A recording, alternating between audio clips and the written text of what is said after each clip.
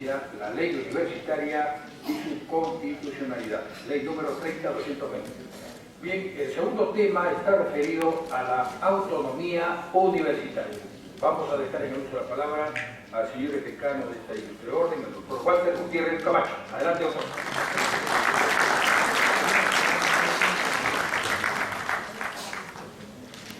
Moretti, decano del Colegio de Abogados de Lima, señor doctor Enrique Bernales, señor doctor Luciano López, señor doctor Sergio Córdoba, estimados colegas, el día de hoy, con evidente acierto, el Colegio de Abogados de Lima ha decidido poner sobre la mesa la discusión de una ley que sin duda es, temáticamente hablando, una de las leyes más importantes que se dan en este gobierno.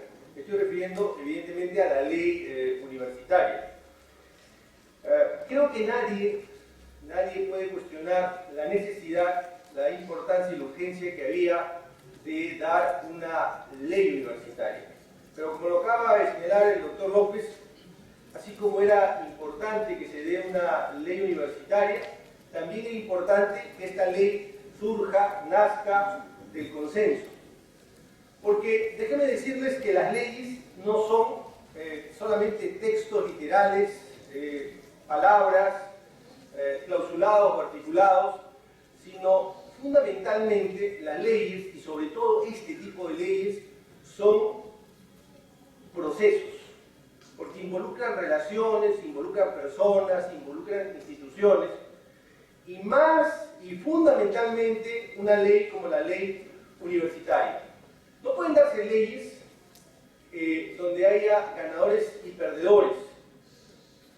Las leyes, sobre todo este tipo de leyes, tienen que construirse sobre la base de consensos, porque no son leyes que van a regir 1 o 2 años, son leyes que van a regir décadas probablemente.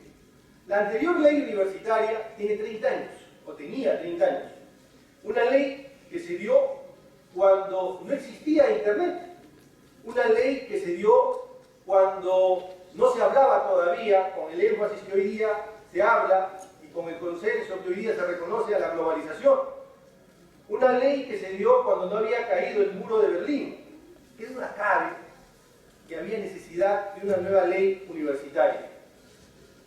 Pero además, porque sería cerrar los ojos, además, ¿qué duda cabe que existe una grave crisis en la educación en general y puntualmente en la educación universitaria? Y precisamente por eso había que tener particular cuidado en la elaboración y en la generación de consensos respecto de una ley universitaria.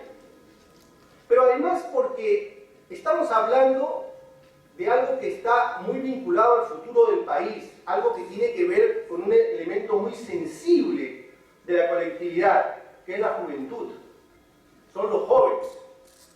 Una ley que está finalmente enderezada a vincularse a la educación de los jóvenes, de los universitarios, que mañana van a conducir este país, sin ninguna duda, tiene que ser una ley que tiene que nacer de un consenso. Entonces, mis primeras palabras son para señalar que no hay ninguna duda que había necesidad de una nueva ley, pero tampoco hay ninguna duda, me parece, y esto ya sería suficiente o bastante si podemos llegar a este punto de encuentro, que era fundamental el consenso. Porque como ya lo ha dicho Enrique Bernales en un artículo, El Comercio hace unos días, lo más probable es que cuando cambie la correlación de fuerzas en el Parlamento, esta ley va a ser drásticamente modificada, si no derogada. Y entonces, ¿qué habremos dejado? Más años perdidos, más expectativas frustradas. Precisamente por eso, y me parece que en este extremo vamos a estar en consenso el doctor Luciano López, el doctor Enrique Bernales y yo, que era básico, fundamental, generar un consenso para dar esta ley. Pero el tema del que yo les voy a hablar es el de la autonomía universitaria. Pero para hablar de la autonomía universitaria es prerequisito hablar del propósito, del objetivo, o si prefieren ustedes, del fin de la universidad. Es cierto, es verdad, que de manera, digamos, inmediata, el fin de la universidad es generar habilidades, competencias, destreza, capacitación a los jóvenes respecto a determinadas profesiones, para que a través de ellas los jóvenes se realicen y puedan insertarse en el mercado, y para tomar una expresión generada por el doctor, o creada por el doctor Fernández Cesareo, para construir su proyecto de vida, que duda cabe que esa es una de las funciones de la universidad: generar capacidades, competencias, habilidades. Y para esto tiene mucho que ver el tema de la calidad. Pero hay una función de mayor calado. Hay una función que tiene, digamos, una visión más profunda. O, si prefieren ustedes, concurrentemente tan importante como la que acabo de señalar. Me estoy refiriendo a la misión institucional de la universidad. La universidad es un espacio de debate, un espacio de pensamiento crítico, plural. Y las sentencias a las que ha hecho referencia el doctor López, precisamente, aunque tímidamente, recogen esta posición: que la universidad es una institución que de alguna manera resulta siendo una suerte de contrapoder. Y me adelanto a decir que la autonomía universitaria se define en el distanciamiento de la universidad, radical distanciamiento de la universidad respecto del poder, puntualmente del poder del Estado. Por eso es que no puede ser una voz oficial la universidad. Y además también me apuro en decir que es un distanciamiento del poder empresarial, de esas verdades únicas, de esos modelos únicos. Y es un distanciamiento y rechazo, en cierto modo, aunque en el modelo nuestro tendremos que aceptar la convivencia, de que la universidad es una que la educación es una mercancía. Entonces, no podemos perder de vista cuál es la misión institucional de la universidad si queremos entender la autonomía universitaria y si queremos entender también la calidad de la enseñanza universitaria. De manera que esto para mí resulta fundamental. Y el propio Tribunal Constitucional, en sintonía con estas ideas, ha señalado que la autonomía universitaria es un derecho institucional.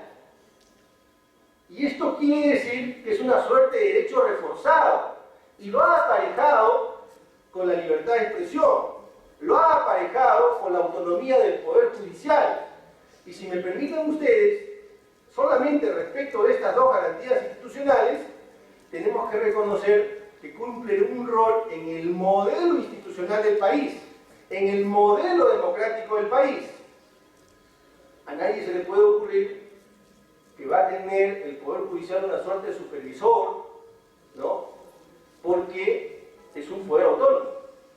Creo que a nadie se le ocurre pensar que la libertad de expresión va a tener una suerte de tutor que va a controlar los contenidos o los alcances de la libertad de expresión. No me es ajeno, desde luego, que la sentencia a la que se ha hecho referencia hablan de una superintendencia. El problema está, como ya lo señaló acertadamente el doctor López, el problema está cómo lo diseñamos y dónde ponemos el límite.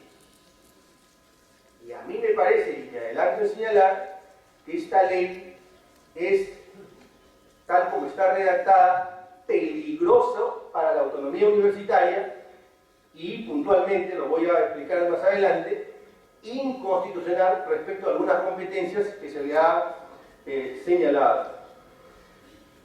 Cuando se habla de autonomía universitaria, se habla de esa capacidad que tienen las universidades para autonormarse, para autorregularse, es decir, para generar sus propias normas. Cuando se habla de autonomía universitaria, se habla de esa capacidad, de esa libertad para poder administrarse o gerenciar o conducir las instituciones universitarias. Cuando se habla de autonomía universitaria, se habla de la libertad económica de estas instituciones.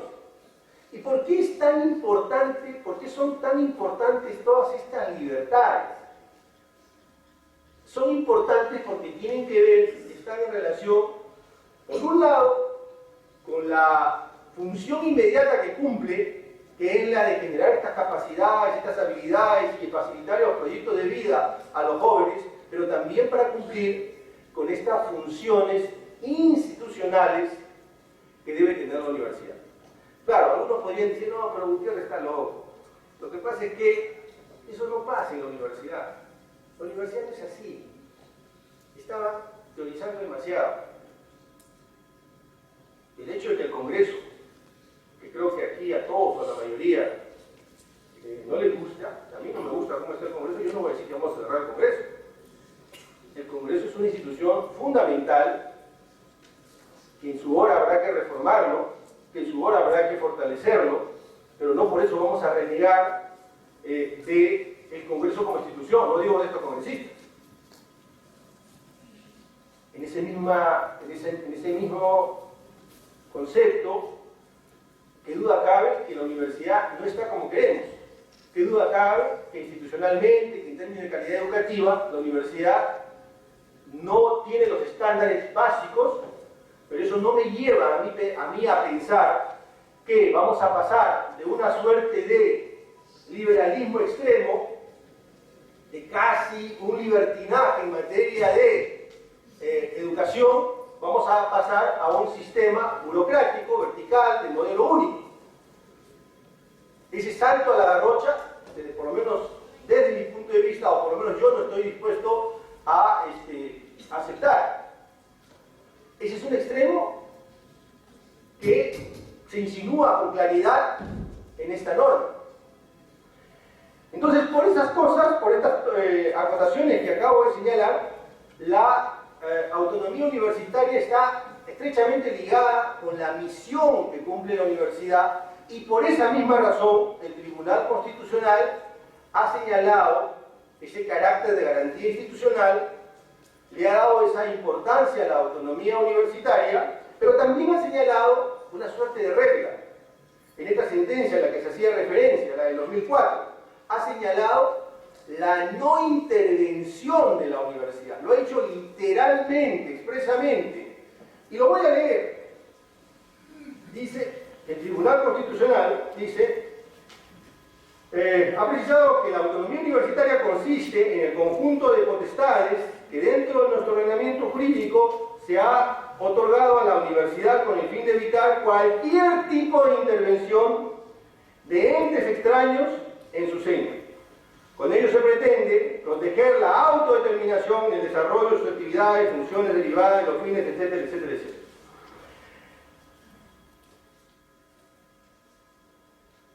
Por eso,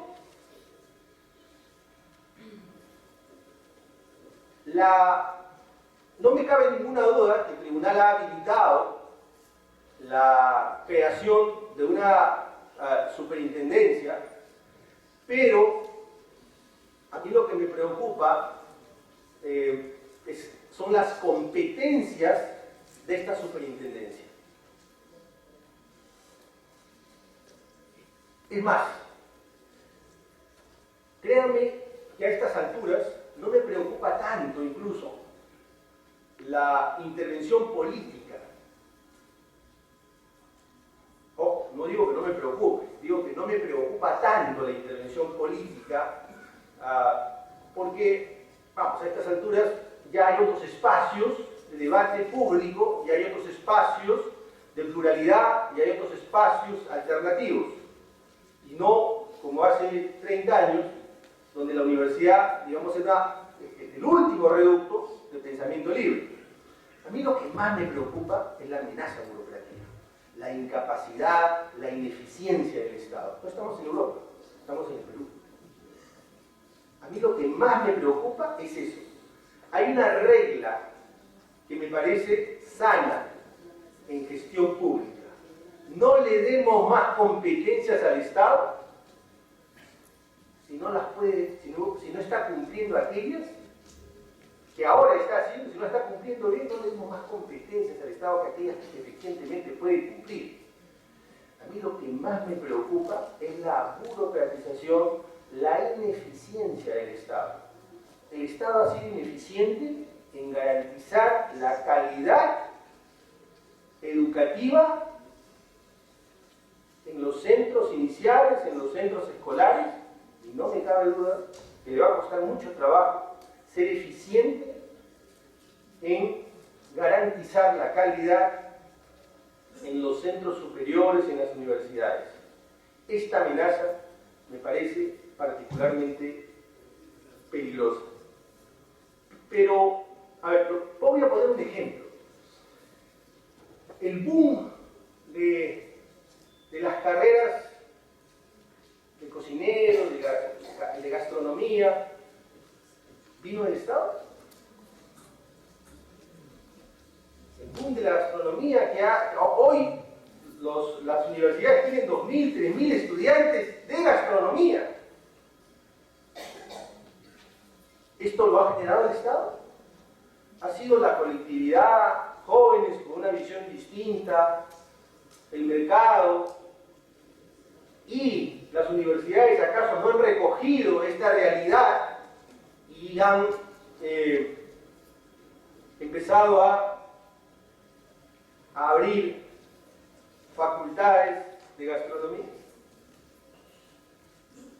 Ha sido la sociedad siempre más rápida, ha sido el mercado siempre más veloz que el Estado. Me preocupa que sea desde el Estado donde se van a establecer los marcos y nos van a decir qué vamos a estudiar, o nos van a determinar los parámetros puntuales de calidad. Ojo, con esto no estoy diciendo para nada que la educación no sea un servicio público básico. Y ese es un mérito, en todo caso, de esta ley. Porque la ley lo dice expresamente, que es un servicio público básico. Tampoco estoy diciendo que el Estado debe ponerse de perfil, el Estado debe ser un Estado ausente, o un Estado que está de huida. No estoy diciendo eso. Yo estoy convencido que el Estado, en materia de educación, no puede renunciar a su derecho y obligación de regular. Por lo demás, así está señalado en la Constitución y así está señalado en las sentencias a las que han hecho referencia aquí. Pero tocamos conceptualmente, en lo personal, yo estoy de acuerdo con eso. Pero el problema es, ya en el siglo XXI, ya en el 2014, ¿cómo hacemos para que el Estado, que es burocrático, que es lento, y que además a veces también existe esta tentación política, pero como ya les digo, no es mi gran preocupación, pero igual existe, ¿cómo hacemos para que no contamine finalmente el futuro de los jóvenes y el rol institucional de la universidad? Yo no encuentro nada, por ejemplo, y permítanme una pequeña digresión, yo no encuentro nada fuerte, con músculo importante, en materia de investigación en esta ley. Y hace unos días me venía a la mente el famoso caso Gatorade. En la Florida, en la Universidad de la Florida, en la década del 60, profesores universitarios fueron recurridos por el entrenador de, no recuerdo si de básquet o de algún otro deporte, fueron recurridos para preguntarles ¿por qué que perdían se deshidrataban tanto los estudiantes que hacían deporte? Y fue en esa universidad que se creó, que se inventó el Gatorade, que ustedes conocen. Esta bebida rehidratante. Bueno, esa universidad recibe todos los años decenas de millones de dólares por las patentes de uso. ¿Alguna experiencia parecida en la de Perú? Ninguna. Cero. Eso es lo que a mí me preocupa, en realidad, de este modelo, de esta ley. Porque si bien es verdad, la ley literalmente reconoce la autonomía universitaria, en los artículos 8, 9 y 10 se habla de la autonomía universitaria con más o menos la misma literalidad que recoge el Tribunal Constitucional.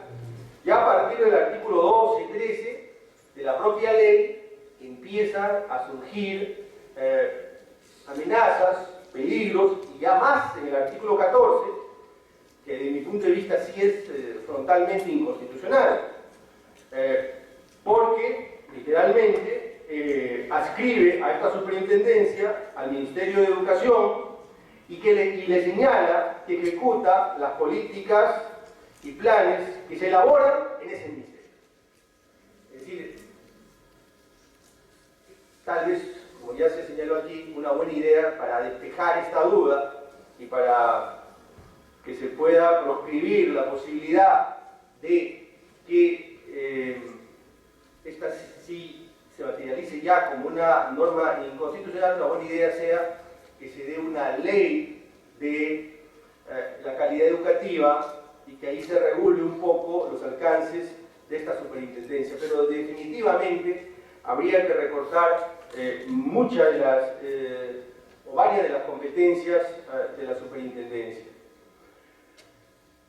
Yo quiero concluir diciéndoles que, desgraciadamente, una manera de matar una libertad es estatizarla. Yo advierto que tal como está diseñada la ley, se ha estatizado la libertad universitaria, se ha recortado la libertad universitaria. Un tema que no quiero dejar de mencionar ya al final de mis palabras, y es que no puede haber un vacío entre las universidades y la superintendencia. Debe haber un puente. Y no me refiero a esta Asamblea Nacional de Rectores o a la anterior. Yo me refiero a que es fundamental que exista una institución articuladora de las universidades, porque el Estado no puede tener una relación directa, porque ahí sí aún el peligro es, desde mi punto de vista, mayor. En suma, en resumen, creo que la ley tiene cosas positivas. El hecho de que estemos discutiendo este tema siendo importante ya representa un mérito. El hecho de que se haya recuperado el rol regulador del Estado, pero sin exagerar y sin amenazar las libertades. El hecho de que se haya declarado la educación como un servicio público básico, de hecho, son méritos, pero el diseño, la forma como se ha hecho, representa amenazas, claras amenazas para la constitucionalidad, para las libertades que están alojadas y recogidas en la Constitución respecto de la universidad. Lo más grave, y esto aún estamos a tiempo de corregir, lo más grave es que no es una ley de consenso, no es una ley. Este tipo de leyes necesariamente tienen que ser leyes consensuadas. Esto es fundamental si queremos darle la posibilidad de que esta ley rija para los próximos 20 años y que además compromete el destino, el futuro, el proyecto de vida de nuestros hijos. Muchas gracias.